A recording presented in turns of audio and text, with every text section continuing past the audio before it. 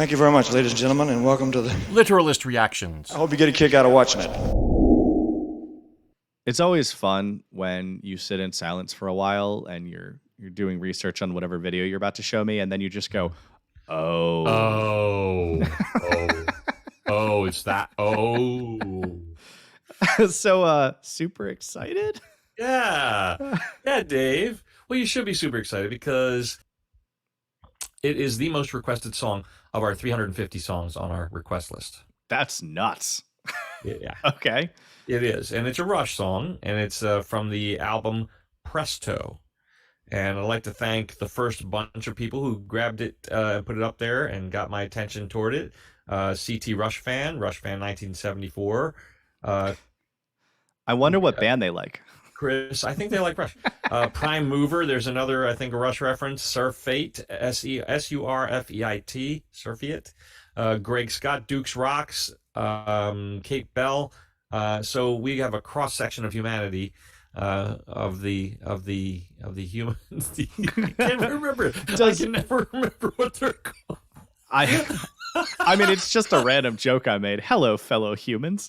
Fellow humans. I'm going to put that on my screen above you so I remember what we're called. Is Prime Mover a Rush reference? Because that's a philosophical, usually it's a very poor attempt at proving God exists by philosophers who are, weirdly enough, trying to prove that Judeo-Christian God exists and not being specific. Like I think a lot of these philosophical arguments forget that maybe there's more gods than just the one that people believe in.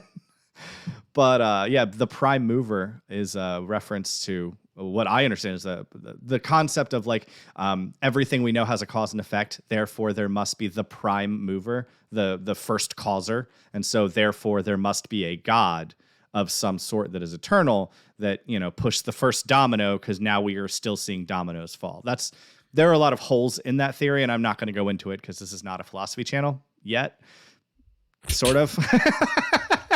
But that is what I understand as the prime mover. Can I go on argument. record as not agreeing with you, and then we'll just leave it at that for now? What? But anyway, not agreeing with me that it's not a philosophy channel. I'm not even going to tell you what I'm not agreeing with you with. Fair enough. Prime Mover was the fifth track, final track of side one, if you want to go record style, of their 1987 album Hold Your Fire. Okay. That makes a lot of sense. You know what? And I totally get Rush doing a song based on the prime mover philosophical argument. I guess you do. Yeah. So from what I've now been shown of Rush, that's on brand. Can you add that song to the list, please? Nope. I've requested it. There is one vote for that song. Add it to the list. I am adding Prime Mover right now to the list. It is right between Peaceable Kingdom and Red Barchetta, and there's no way you're going to see it before you see Red Barchetta. So, I mean, I'm not saying that's how old are you? Because this is going to take a while. That's all I'm saying. That's perfectly fine. All right, so this song today. Any other notes about it, or are we just gonna get into it? I think the best thing to do would be just let you hit the lyrics and let's see what you make of this song. All right, The Past. Sometimes I try to suss out where I should start with the lyrics from the title. I got nothing. Okay.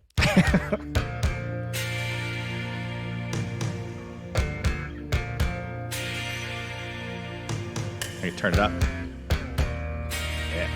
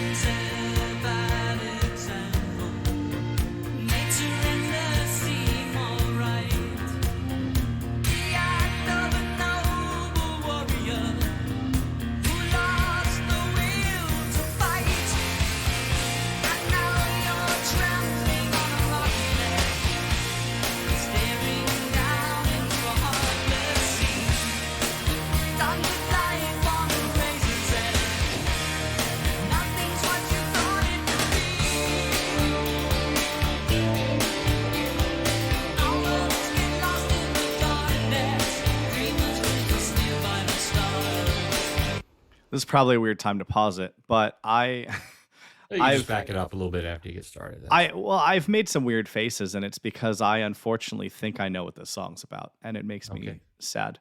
Um, it so it's, first of all, musically different. It's not quite what I expected from Rush, or what I guess what I've grown to expect from Rush. Still very, very good. Um, but it does sound just a little more in the genre of like this could be on the radio, from like just how they're going with it. Right. Um, so, And the but song was released as a single, so the radio, I mean, the record company knew that too. okay. So, but not really a knock on it. Like, still very, very enjoyable. Lyrically, I think in the beginning, or at least the way that I'm seeing this story go in my head, is it's talking about a young, most likely young man or woman, who's walking out on the schoolyard. So that's where I get young from, and they're full of like vibrato and swagger, but it's all on the outside, because inside that's not what's going on. Inside they have a ton of terrible thoughts, and their brain is full of a lot of sadness, depression, all sorts of things like that. And then the next thing you know, they're standing on top of a cliff looking out at an angry sea, and the song is saying, turn around, like maybe don't jump, like maybe this song's about suicide. Yeah, I think you nailed it. It would make your O make a lot of sense if that's what the song's actually about. Yeah. We'll see. I think that, well, I don't know. I hope that it's redeeming itself in some ways, and I have a theory about one of the other lines in here, but I'll get to that in a minute. I want to hear the rest of it. Okay.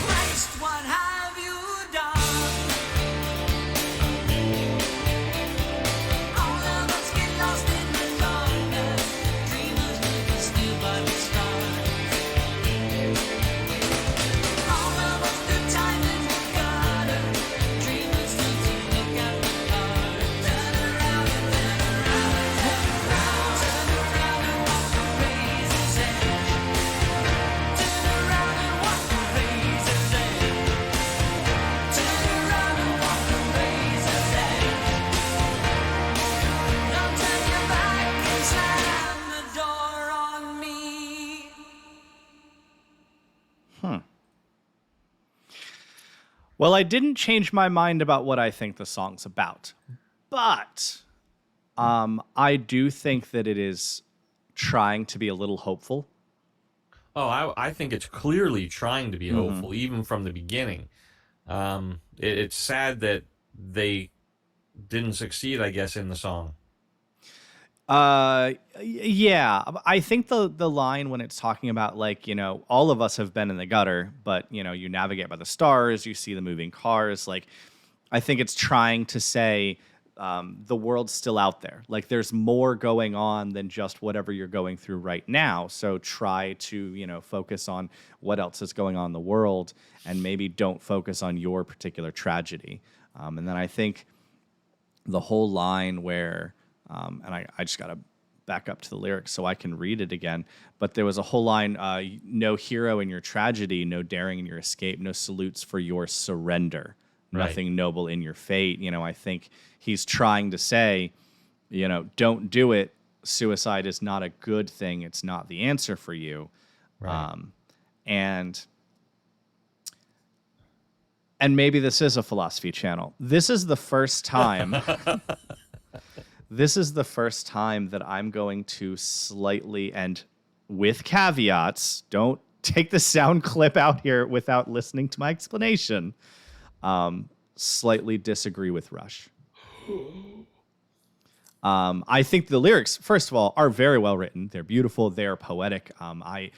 I think that it's clear enough that it was not super hard to figure out what they were talking about, but well written enough that it was still, you know, very poetic when it comes to someone who makes music. I have less of an issue with suicide than most people I know. With caveats.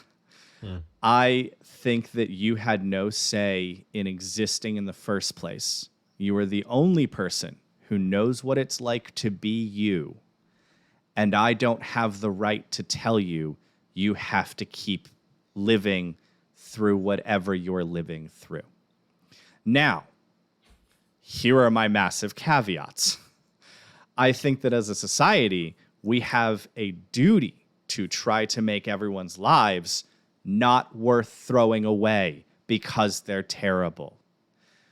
We need to be focusing on mental health help, giving people someone to talk to, making sure that we're doing everything we can to make that decision to stay in the land of us worth making. But at the end of the day, it is their decision. And it's hurtful to those of us who go through it and are still living. And I don't think that it is necessarily a good decision. I don't think that people should kill themselves. Absolutely not. But I think that they have the right to. And I think that's where I differ from a lot of people, is whose freedom do we protect? And I always say the answer is the individual has the right over themselves. And that right, I don't have the freedom to take away their freedom to not exist. So that is that is my philosophy on suicide. And there are, I mean, and this is why I hate when people try to start getting into specifics, because you can always come up with tons of what about this situation? What about that situation? That you can't have discussions if we constantly try to debate exceptions. But the overarching concept is that I think you have the right to choose what happens to you. And I don't have the right to take that away. Now, I love this song because it is hopeful and it is trying to tell you to look around and see the good in the world and see that there's still, action going on. There's stars and there's cars and there's all sorts of stuff going on. So go talk to someone. Go find help. Don't sit inside of yourself and be sad and see that there's nothing left for you to live here. There's nothing left in the world for you to do. So it's just time to end it all. Go out and try to find that help and see the beauty that exists in the world. And so I do love the song because at the end of the day, it is trying to be hopeful and trying to say, turn around, come back here. Maybe let me show you why it is worth living. And that's what we should all be striving to do, to try to find people and say, no, it is worth living. Most of the time, it is worth living. Right. Everything is seasons, and we can expect some rain. Mm-hmm.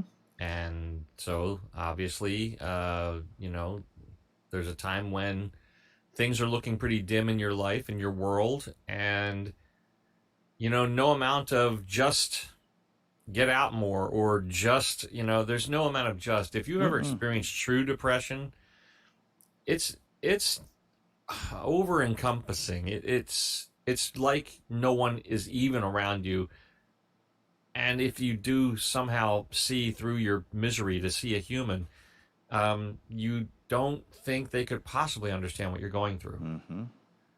So, And some do and some don't. But yeah, but ultimately, absolutely no one does, because only you know what you're going through. okay, I mean, kind of, yeah, but there's nothing new under the sun. So there's certainly people who've experienced what you've experienced or what you're experiencing Sure. to a degree or another. Yes, I think that people can come alongside, but just like the way Alcoholics Anonymous works, you don't go to them and just tell them, "Oh, just cheer up." You maybe come along and you tell them, "That sucks, man." And you're pretty good at this too, Dave, by the way. You're very good at this. That sucks what you're going through. And no amount of platitude I'm going to give you right now is probably going to help. But I just want you to know I'm here. Yeah, I try to practice what I preach to as much as I can, and make people's lives better as much as I can. So I think that's all I can do at the end of the day is try my best to make people's lives better. Like when I die, I want my funeral to be full of people telling stories of the ridiculous things I did that made them smile. Mhm. And I think that is a life well lived. I do not think that having money is success. I think that making the lives of those around you better is success. And the more we have a society where that's how we measure success instead of our bank accounts we've stolen from the labor of others, the better this world will become. And so I do my best to be that person to the people that are around me. So I don't always. I definitely fail a decent amount, but I do my best. One exception is old people, John. I do think that Oh my the older gosh. you get, No, don't do it. Don't yeah. do it, Dave. Look, all I'm saying is like there will reach a. If you've never worked at a long-term care facility or a nursing home or whatever they're called, in your area, they're depressing, and I don't think that it's right to force a lot of those people to continue existing. I freely put this out here. I have a suicide plan, and I am not saying, to be clear, that I am suicidal. I have a great life. I am very thankful for the life that I get to lead. It's a lot of fun. I enjoy it thoroughly. I have plans coming up that I'm excited about. Like, I do not take this the wrong way. I am not suicidal. But I have a suicide plan because I think there will come a time when I can no longer do anything that I want to do, when perhaps my entire future is nothing but chronic pain and then having someone else change my diaper. And I do not care to live like that. And before I get that bad, I want to not exist. So I have a suicide plan. And I encourage others, weirdly enough, to think through that. And it's only because we're all going to die. John, you're going to die. I'm going to die. And we try to run from that so much in life. We separate, especially in modern culture, we separate death from our lives as much as possible. And I don't think that's healthy. And I'm talking American culture. There are other cultures that do it much better than we do. I have a friend who's from India. And when her grandmother was dying, all of them took off of work. All of them took off of school. And they hung out with her for days in their home, not a hospital. And they let her die. They could have taken her to the hospital, and she could have probably lived, I don't know, months, maybe even years longer with massive amounts of the correct drugs.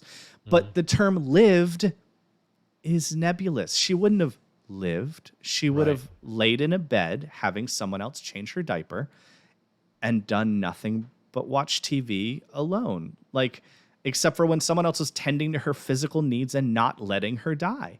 But instead, they took away all of that, did nothing but keep her comfortable, and she died surrounded by love and her family. Mm-hmm. Yeah, I you wish, hear about I wish, those are great. yeah, I wish opportunities. American culture had something like that, but we don't do that. We separate death from our lives as much as possible. And I mean, my wife's a nurse, and man, the stuff that she sees on a regular basis, she feels the same way. Like, she does not want to grow old and slowly not be allowed to die. Right. So And that is why I think all of life is a spectrum. To just say I am against suicide means you've never thought about the issue. And to just say I'm for it, I now have issues about you as a person, but but also I would say maybe you've never thoroughly thought about it. You know, everything in life is nuanced, and it's worth taking the time to think about this an issue that directly impacts and affects every single one of our lives. Death and taxes, baby. Death and taxes.